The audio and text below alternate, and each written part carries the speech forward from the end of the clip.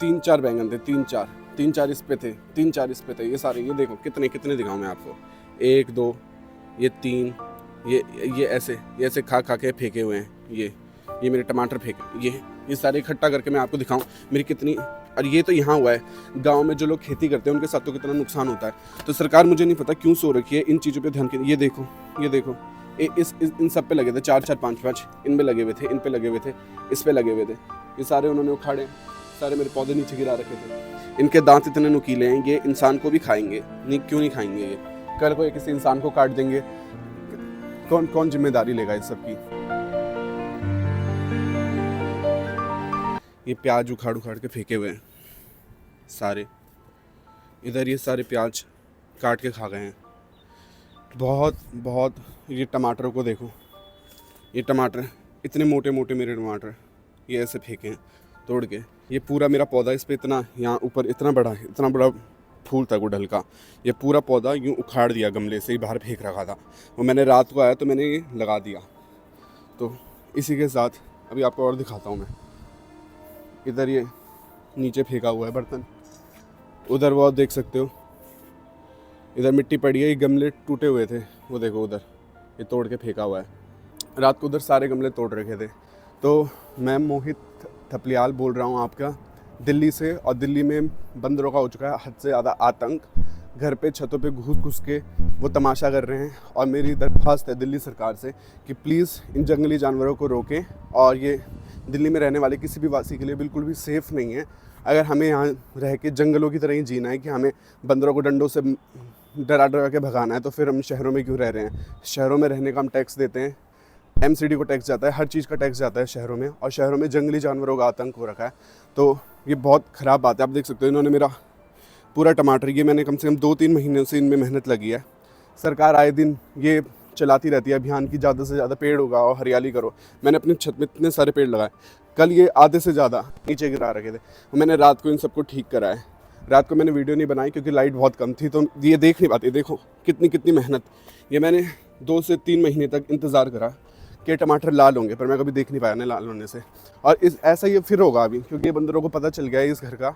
ऐसे यहाँ पे बहुत सारे इलाके हैं। यहाँ बगल में हमारे घर के बहुत पास एक और जगह पड़ती है जिसको मयूर विहार फेज़ 2 कहते हैं। और वहाँ पे लोगों ने अपने आप को खुद घरों के अंदर बंद कर रखा है, जालियों के अंदर। उन्होंने बड़े बड़े केज बना दिए अपनी बालकनियों पे, अपनी छतों पे, और खुद बंद हो गए हैं और बंदर खुले छोड़े हुए हैं। तो कैसे समाज में जी रहे हैं? तो मुझे बहुत बहुत दुख हुआ है इस बात का। इस वीडियो को ज़्यादा से ज़्यादा शेयर करें और बिल्कुल उन संबंधित अधिकारियों तक इसको भेजेगी जो इसके ऊपर कोई एक्शन ले सकते हैं। भारत सरकार, एमसीडी, दिल्ली सरकार से मेरा निवेदन है कि कृपा कर और इस पर राजनीति ना करें। दिल्ली बीजेपी हो चाहे कोई भी हो, आपके लिए आपका देश सबसे ऊपर होना चाहिए, ना कि कोई पार्टी। तो अपने देश के लिए, अपने देशवासियों के लिए प्लीज़ कुछ करें।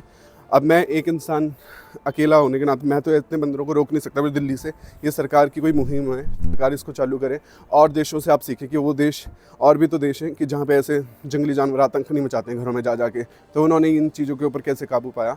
कई बार हम कंप्लेंट करते हैं एमसीडी में, यहाँ पे बहुत सारे लोग पार्कों में नहीं घूम सकते हैं। लोग पार्क में, लोग अपने पेरेंट्स अपने बच्चों को ले लेके जा रहे हैं, मतलब साथ में ही खड़े रहते हैं। बंदर कभी भी किसी पे हमला कर रही है। बंदर बहुत खूंखार हैं, ये नॉर्मल बंदर नहीं है। ये कभी भी कोई छत पे किसी का छोटा बच्चा है उसको खा सकते हैं।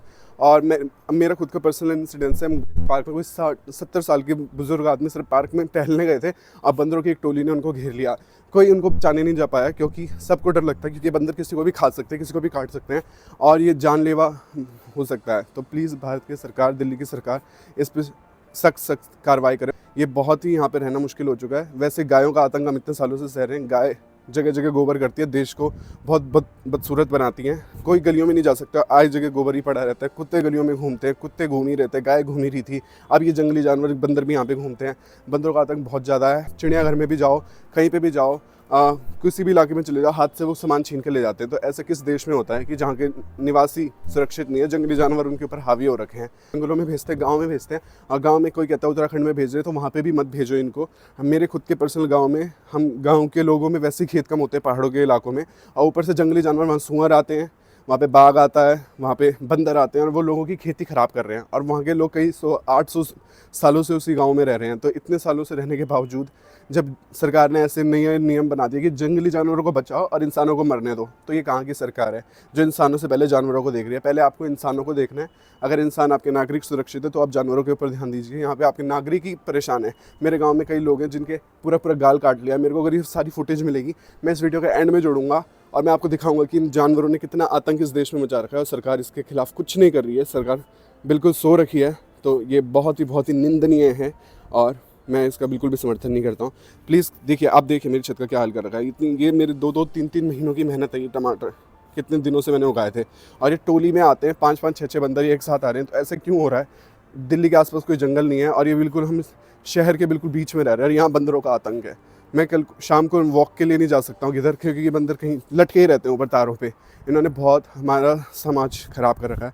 प्लीज़ इस वीडियो को ज़्यादा से ज़्यादा फैलाएं। भी निवेदन है क्योंकि सरकार ऐसे नहीं सुनेगी अगर मैं अकेला बोलूँगा।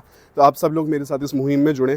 आपके घर में भी अगर हल्का सा भी नुकसान कोई जंगली जानवर है, किसी भी जानवर की तरफ से होता है, तो मैं आपको यहाँ पे एक हैशटैग आ रहा होगा जिसका नाम है जानवरों का आतंक। ये लगा के आप कोई रील बनाएं, शॉर्ट बनाएं, कहीं पे भी लिखें ये हैशटैग, उस पर जरूर डालें जानवरों का आतंक, जानवरों का आतंक। और इससे सरकार के कान पे शायद जूं रेंग जाए और उनको अपने नागरिकों की थोड़ी चिंता हो जाएगी जो इतना टैक्स करते हैं और जो इस देश के लिए जीते हैं।